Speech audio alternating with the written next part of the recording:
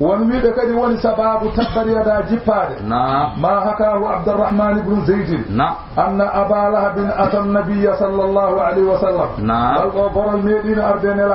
فقال ماذا أغدي إن آمنت بك قل كن دكتي مسلمي قمدنم يا محمد فقال كما يؤدى المسلمون كل دكتي قولهم تمدكتنا قال ما لي عليهم فضل ألا كبير من حيدر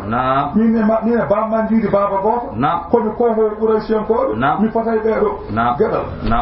قال وأي شيء تبتغي أنت دني مجرد فدا برانك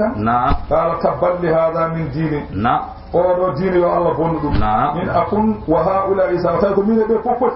بلال إن كنا نعرفهم مجانبه من كل قريشين كبلال وماتشو نعم مجانع نقول من الفن يا الله بندو كون الله جبين تبلي تواني بسم الله الرحمن الرحيم بسم الله كو إند الله الرحمن كو إند الله الرحيم كو إند الله ثبت perti yada juude didi abi lahabin ngal do gora juude makko didi de perti wa tabba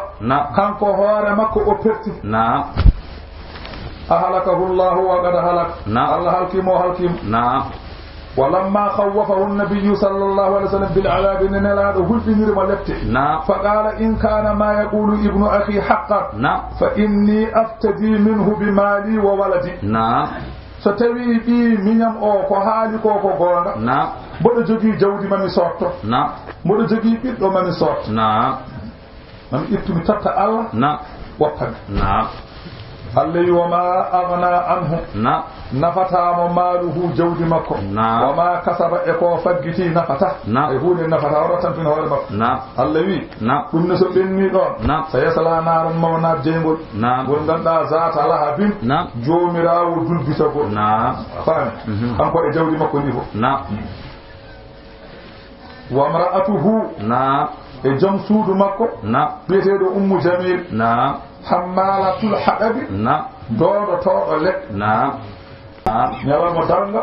mo o rondo waare jengol kama kana tahmilul hadaba fi dunya no rondo to no leɗɗe e aduna he kote mo waɗa yeeso nelan Allah ni Allah rona ton waare leɗɗe kanko ne ko jengol ɓolo o wettiro